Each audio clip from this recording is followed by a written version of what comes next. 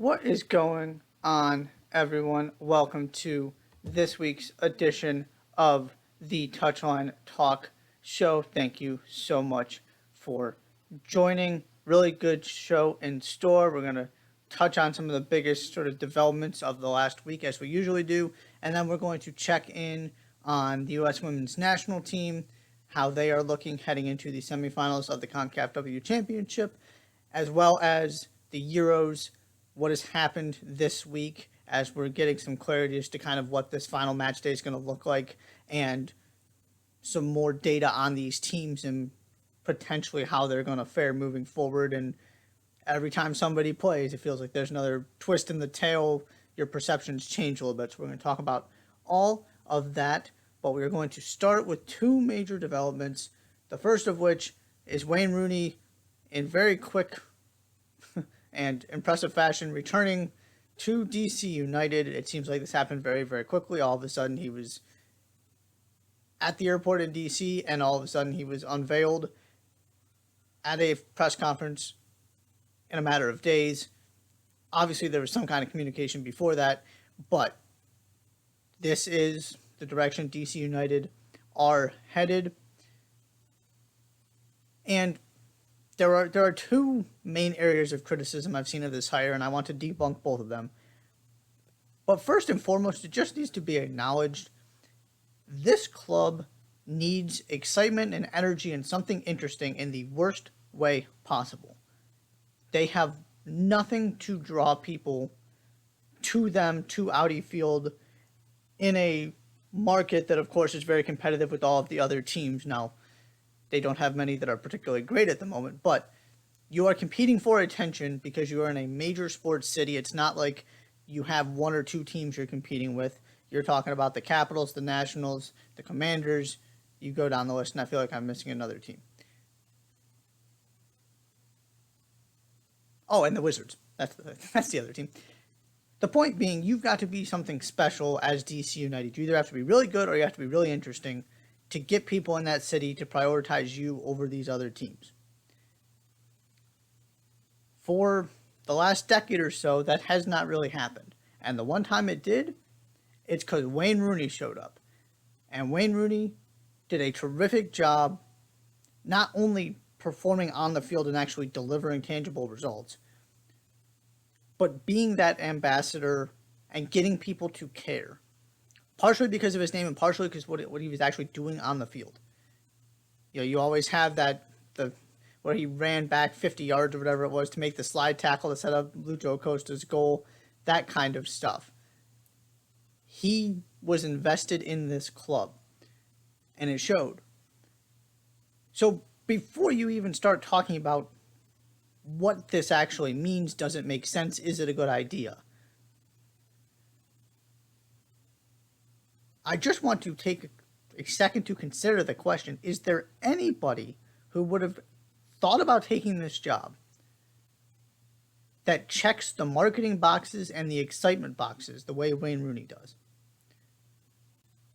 Because to me, the answer is no.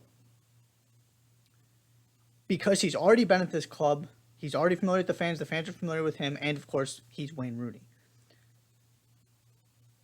So regardless of the actual soccer part of it, and we'll get to that, and whether you think he is the right guy to turn this club around,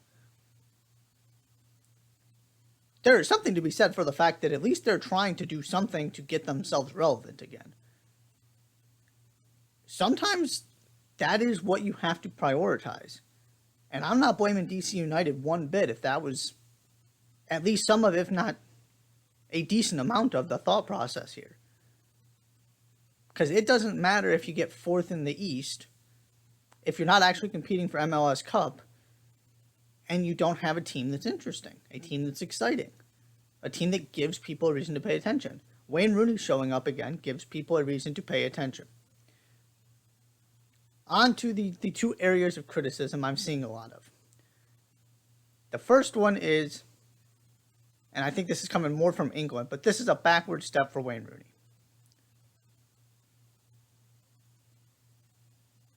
A backward step for managing a team in administration that had no money in a very literal way and just got relegated to League One? Excuse me? And I am very proud of Wayne Rooney. In his press conference, that was part of what he said when asked about this. He said, yes, I understand. I've seen the criticism in England, and to me that is disrespectful to this league.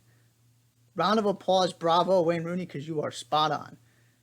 Now, in a vacuum, sure, there's a case to be made moving from the championship to MLS as a step down. But that is completely ignoring the context in which Wayne Rooney found himself. He was managing a team of youth players without an owner and nobody pouring money into the club. He is now managing a storied MLS franchise. That is a huge step up.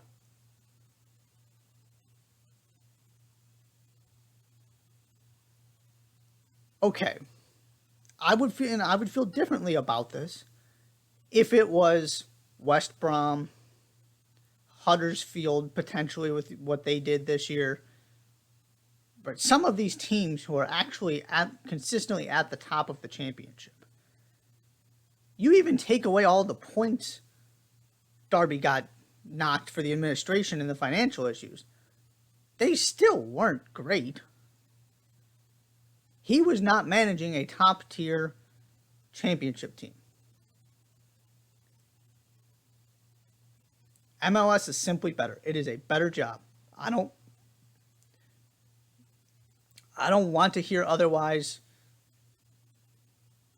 I'll listen to an argument, but I'm probably not going to buy it. The context of the situation has to matter. The second part of this is in the context of kind of looking at his managerial journey and comparing his path to some of the other players from his era that he played in the Premier League with or competed against internationally. Yeah, it does seem kind of strange to take MLS as that jumping point, though Patrick Vieira did. He's doing just fine for himself currently. It wasn't exactly a steady rise up for him, but now he's got Crystal Palace looking very promising with a bright future. But how did it work for Frank Lampard going from Derby County immediately to Chelsea? How did it work from Andrea Pirlo from going from no professional coaching experience to Juventus? How has it worked for Steven Gerrard when he started at Rangers and then went to Aston Villa? It's working pretty well. Now, Aston Villa, much more high profile than DC United, I get that. My point is simply, you got to give Wayne Rooney some credit for thinking this through and actually investing in his long-term future as a coach. Because I don't see Frank Lampard getting another run at the Chelsea job anytime soon. I mean, who knows 15 years from now? But it's not like he's bounced back in some uber impressive way at Everton. And I think he's done a better job.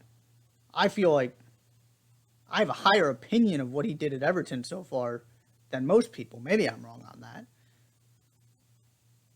But it's not the worst thing in the world to actually learn a little bit and set yourself up for success so that when you get the big job, you are actually prepared to manage it. You've seen different things. You've managed all kinds of different players. You've solved all kinds of different problems, encountered all of this stuff you need to work through, and have a really good feel for this, as opposed to just let's hire the guy with the big name. So that's the first criticism. The second is this idea of he's jumping right back to England as soon as he possibly can. This is very much a jumping off point. I'll be surprised if I saw people saying I'll be surprised if he makes it a year. He's gone after the World Cup. Yada, yada, yada. He said in his press conference he had interest from Europe and was planning to take a break until DC United reached out. Does that sound like a man who is simply looking at this as a short-term sort of ego reputation boost? That's a better way to put it. So that he can go running to get a quality championship job or a job in the Premier League as soon as possible. Does that sound like at least what Wayne Rooney is selling? And I have no reason to doubt Wayne Rooney. He could have left Derby at any number of points with how disastrous that club is right now. And he stuck it out, as I would argue, as long as he possibly could have, because he cared that much and he wanted to try and save him from getting relegated. I find it hard to believe he is going to just walk out on DC United after 6 months or a year. Is he going to be there forever? No, he made it very clear he wants to manage at the top level, and rightfully so. This is a learning experience and a growth opportunity to set him up for success to get that better job at some point down the road. So is he going to be there for a decade? No, probably not. And then also don't forget that his name was getting brought up with Everton when Frank Lampard got that job. And the reporting, at least the rumors, I don't know if it would go so far as to call it reporting, but there was speculation and people saying he had turned down an approach from Everton to at least talk about the job, that he simply wasn't interested. Once again, does this sound like a guy who is looking at DC United as a short-term solution to get him where he wants to be?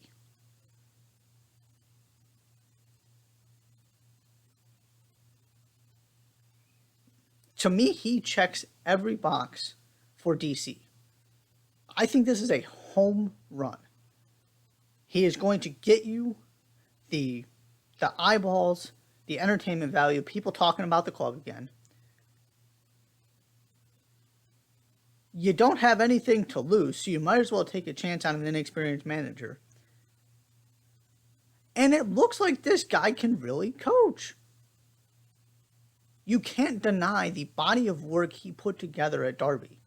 What he did was somewhere between impressive and incredible to give them even a fighting chance to stay up and avoid relegation. With, again, essentially a team of youth guys, academy products, because they didn't have money to go buy anybody better. And that team had some incredibly impressive wins over some of the best teams in the championship last season. This is not just a publicity stunt. Wayne Rooney has done more from a coaching resume standpoint, I would argue, than Frank Lampard did when he got the Chelsea job. Some people might disagree with that. Lampard certainly had more success. I mean, he got his team to the championship playoff. But the situation he was put in was so different. He's done plenty more than Andrea Pirlo did when he got the Juventus job.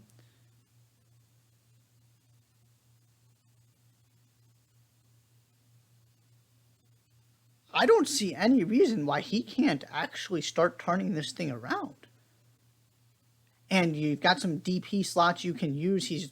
Seems they're going to be active in this transfer window and make a push to try and get in the playoffs.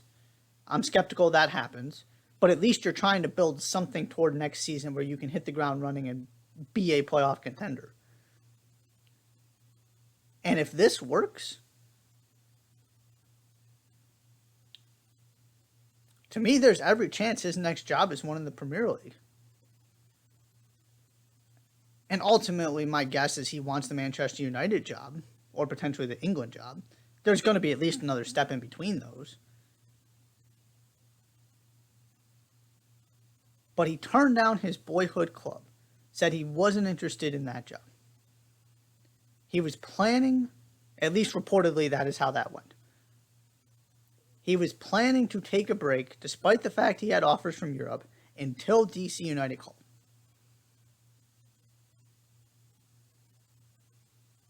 That doesn't sound like a guy who was just trying to find any way to sort of keep himself relevant and get the shortest route to the top. That sounds like a guy who understands he is a young coach with plenty to learn, who is willing to bet on himself in the sense that he doesn't need to take the first great opportunity that jumps at him if it doesn't feel quite right. That he can slowly build this thing so that when he gets the job he really, really wants, he is prepared and he does it well.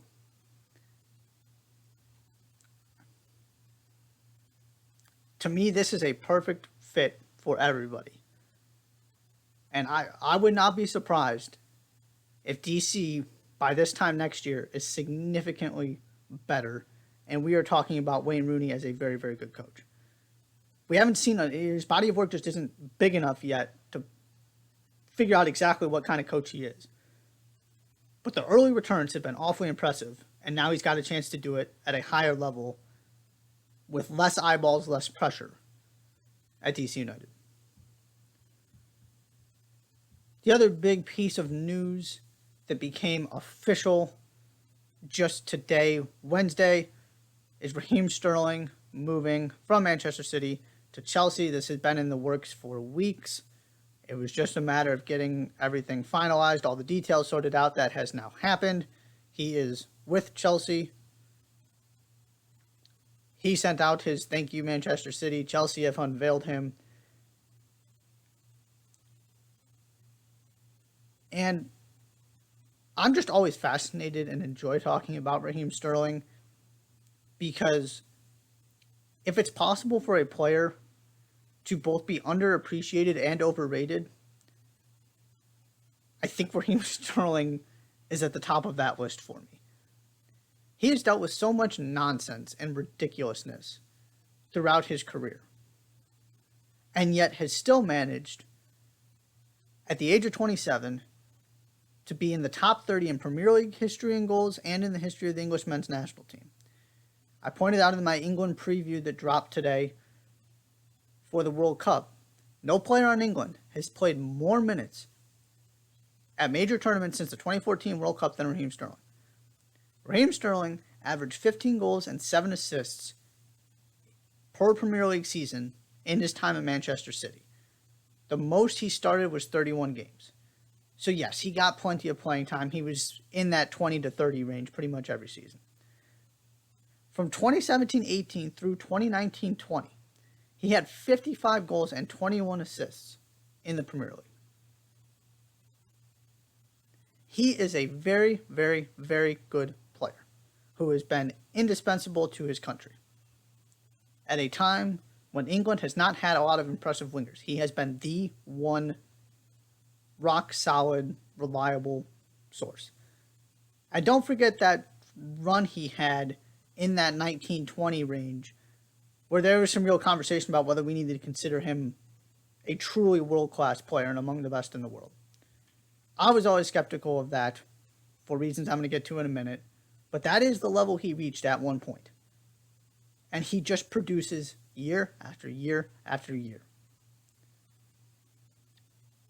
Now the overrated part. Over the last 5 seasons, he has outperformed his stats bomb expected goals. That's where I got these numbers from. Thank you, Football Reference. By 2. A total of 2. 3 of those 5 seasons, his expected goals total was higher than his actual goal tally. This is all just in the Premier League. To put that in perspective, Riyad Mahrez, in the same time in the Premier League, outperformed his by 15.3. And I just used Mahrez as an example of another winger who doesn't start every game at a high, very high level, right, in a elite club. Of course, they were teammates for, basically this entire stretch. I believe Mahrez's stats include 1 year at Leicester before he moved. But the point being, they're in very similar spots. That is a difference. Again, Sterling outperformed his XG by 2. Riyad Mahrez outperformed his by 15.3. And maybe Mahrez isn't the best example just because of how good he is curling shots with his left foot and scoring at what should be a low XG, right? His level of difficulty on goals is fairly high because he's so good at that particular shot, and that's one of the things that makes him so dangerous is he's just, he's got a world-class left foot.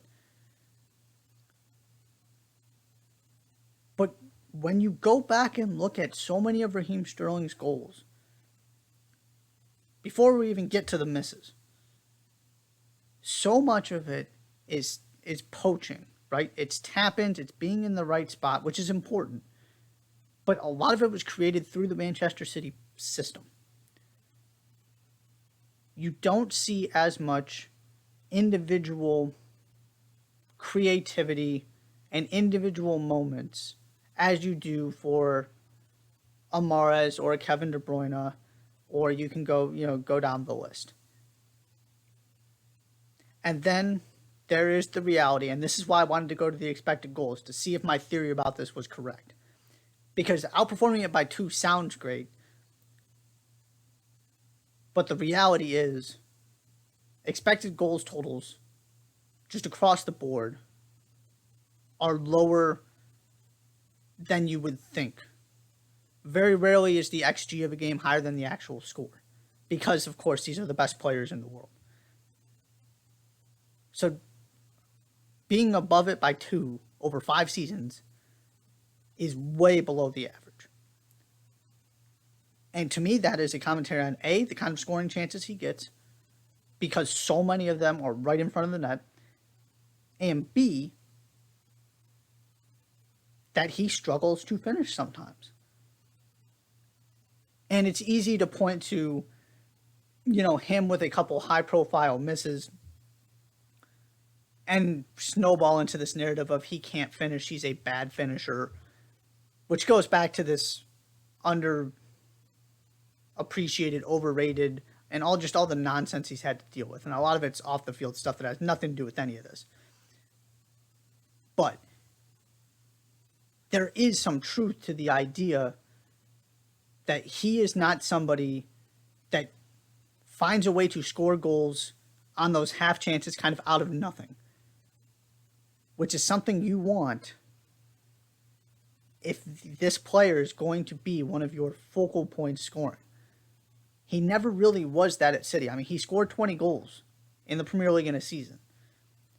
But at no point did it feel like he was the true... Again, that was when the world-class discussion started.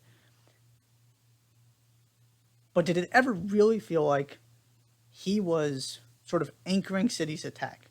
And part of that is just the reality that he had so many great players around him that it never feels like anybody is anchoring City's attack. It's a little bit of a different situation at Chelsea right now, which is where this gets real interesting, and Raheem Sterling is going to cement his sort of reputation and legacy one way or another with this move. Because either he's going to be scoring 20 goals a season with that added responsibility and the added opportunities, being one of the key guys as opposed to a great player in a great system with all these interchangeable parts. Or he's going to be more of the 15 goals a season guy and not live up to what Chelsea need him to be. Make no mistake about it, though. He is a significant upgrade over the options they have out wide right now. The numbers will tell you that. The only one who's really close to him production-wise is Christian Pulisic, and Christian Pulisic has battled injury after injury after injury. Has never been a week-in, week-out starter. When you're looking at, and specifically when you're talking about Ziyech as kind of the other guy there. I'm taking Mason Mount out of this because Mason Mount doesn't play the same position. So this is a significant upgrade. This makes Chelsea better and gives them another weapon in attack that is better than the ones they have. I'm not convinced he's the actual answer to Chelsea's problems offensively and what they need, though. If you're pairing him with another goal scorer or a terrific creator, then we're talking. But right now, you're pairing him with Ziyech, a maybe, depending on if he's there by the start of the season. Kai Havertz, Timo Werner, Pulisic, and Mount, who was spectacular last season. Which one of those guys are you looking at saying, that's your Mo Salah, your Sergio Aguero in years past for Manchester City, now you're Erling Haaland, your Harry Kane. You can go down the list. That guy who you know is going to carry your attack. And for a Chelsea team that has struggled to create chances, and sometimes struggled to convert those chances they did create. Raheem Sterling is not the guy that's going to fix that problem. He is much more of a finisher than he is a creator. And yes, his assist numbers are very good. Again, part of that is when you play in City's system, the ball moves so fluidly, and you are able to, he can just drive to the end line and cut the ball back, and you're staring at an open net because the goalkeeper is now frozen. That is so much of what City does. So I'm fascinated to see what kind of numbers Raheem Sterling puts up in a completely different system with a completely different role. Overall, to me, it's a good, it makes, like I've said, it makes Chelsea better. I'm all for the signing. I am just not convinced it's going to end up being everything from a wage standpoint they are paying for and what they are hoping he is in terms of trying to turn this team around quickly and get them back to being a real threat to win a Champions League, to contend for a Premier League title above all else, because that's where they really came up short last season. And especially with what the other teams around them have done. This is trying to sort of play catch up and stay afloat rather than getting ahead. When you look at Haaland, Nunez, all of the moves Spurs have made, Gabriel Jesus at Arsenal, who may not be done in the transfer window. They've already done some business. This is very much Chelsea trying to play catch up and improving the attack. It is an upgrade. My question is whether he can be a real needle mover or not. And he's going to have to convince me that he can be, because my inclination is that he's a good player who makes Chelsea better, but he isn't actually the solution to the problem. He's not what's going to get them where they want to be.